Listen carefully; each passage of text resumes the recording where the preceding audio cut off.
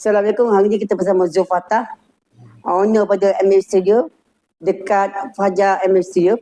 Okey, Zul, boleh kenalkan diri dulu?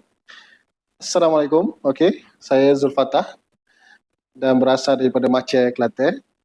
Di sini kita menjalankan perniagaan Fajar MMA Studio lah. Gitu.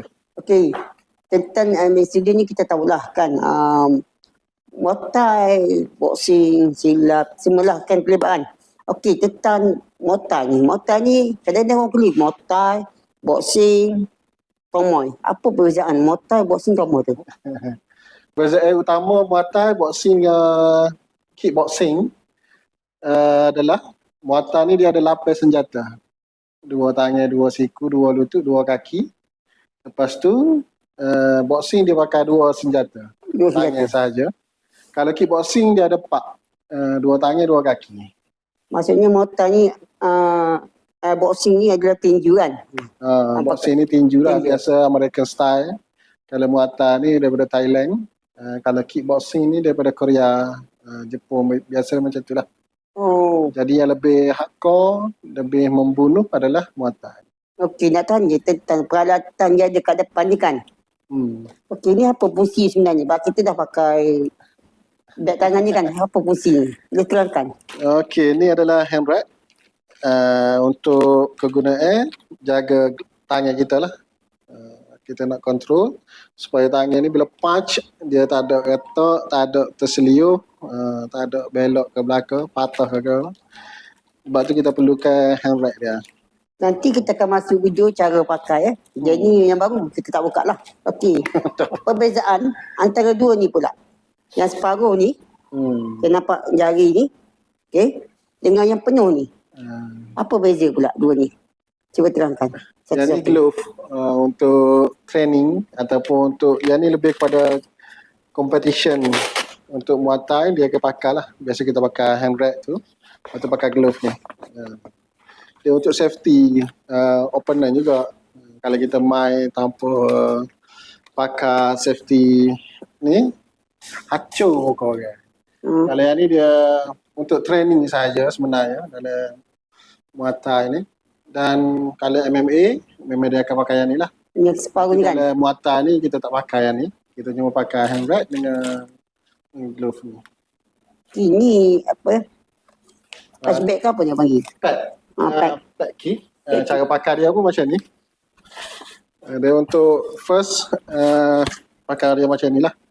Untuk orang kick, sepak ataupun tumbuk, low kick pun boleh. Untuk pakai dia. Yang biasa kita tengok orang main motor kan, pakai macam ni kan? Okey. Nama apa tadi? Pad. Pad. Jangan lupa ya. Kalau siapa-siapa nak kenal barang ni, boleh tulis. Dan yang order beli pun boleh pad. Boleh cari TikTok, Shopee pun ada. TikTok dan Shopee. Okey, ni punch bag ke apa panggil? Nama betul, sebetul-betulnya lah. Ramai orang kata salah. Belakang ni punching bag lah. Punching bag. Punching bag. Punching bag. Dia dekat dinding warna merah tu apa pula? Sama juga, punching bag juga. Punching bag juga? Sama je. Dia cuma bukan bag lah, punching pad dia panggil. Punching pad. Okey, tentang kelas kan. Kelas ni start pukul berapa dan habis kelas pukul apa? Untuk kelas Muay Thai di sini, kita ada Muay Thai dengan silat sebenarnya. Tapi untuk start sekarang ni, untuk kelas Muay Thai, kita ada sesi 3 sesi, 2 petang sampai pukul 4 petang, 5 petang sampai pukul 7 petang, 9 malam sampai ke 11 malam. Jadi boleh pilih lah. Untuk satu kelas tu kita ambil maksimum 9 orang ke 8 orang sahaja. Tak ramai. Okey, itu siapa-siapa yang berminat, nombor WhatsApp ni nanti saya letak kat bawah ni ya. Okey, lagi nak tanya, stamina ni kuat ke ataupun tak ada stamina pun boleh main? Biasanya macam mana? Sebab kita tengok penat juga kalau bertumbuk ni. Siapa-siapa pun boleh mari belajar Muay Thai ni. Sebab satu dia nak bina stamina kita.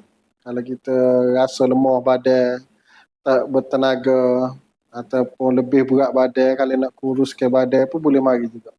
Sebab kita akan coaching daripada hari pertama sampai 3 bulan. Kalau dapat habiskan silibus Muay Thai asas ni, akan dapat lihat perubahan dia.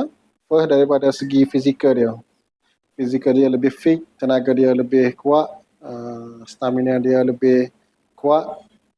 Lepas tu yang paling penting dia ada ilmu basic untuk Muay Thai. Kalau budak-budak ni boleh hantar anak-anak, budak-budak mari belajar. Kalau di sekolah pun dia takkan kena bully lah. Sebab kita ajar macam mana cara untuk fight, macam mana untuk lebih beradab menjadi manusia. Orang kata seni mempertahankan diri, kan? Okey, itu seni pertahankan diri ni kan. Biasa kalau orang dia tak berilmu, dia orang panggil nak tunjuk budak-budak baru nak up kan. Kena bully, lepas tu lawan pun dengan cara tak betul. Lepas tu ada yang viral itu kan, tak nak sebut lah, yang bergaduh itu dia kena tumbuk pada dalam air dan gebah kat situ. Mungkin cara dia tu berlagak tapi teknik tak betul. Jadi cara belajar ni kan, kelebihannya kita akan dapat cara macam mana? Cara tumbuhkan betul kan? Untuk di sinilah, untuk sini kita akan ajar cara stand yang betul. Sebab ramai orang stand berdiri, untuk tumbuk tu pun salah dah. Kalau kekuda kita ni salah, stand kita ni salah, orang sepak pun mudah rebah. Jadi untuk dapat stand yang kuat, kita akan ajar daripada asas. Cara dia ada cara dia lah. Dengan ikut stand tapak 3. Jadi kepentingan untuk kita belajar ni sebenarnya adalah kalau kita anda kata tersepit, orang panggil kita nak bela diri lah, mempertahankan diri kan, seni pertahankan diri. Bolehlah kita guna seni ni bukan untuk jadi something, untuk pertahankan diri kita protect. Tapi kalau kita tak ada ilmu nak protect diri pun, mungkin kita tumbuk. Kena orang yang ada ilmu pasal seni pertahankan diri, tak kira lah Muay Thai ke, taekwondo ke, silap, geli-geli je bagi mereka kan. Tapi kalau dengan teknik betul kan geli. Berbilu juga kena kan. Kalau kena teknik cara yang betul, memang boleh lah. Boleh makan nasi dengan wayar. Jadi itulah semua kepentingan kita belajar seni mempertahankan diri. Siapa-siapa yang berminat boleh ke Akib Mara, Fajar Advance Studio di Macam Lacah.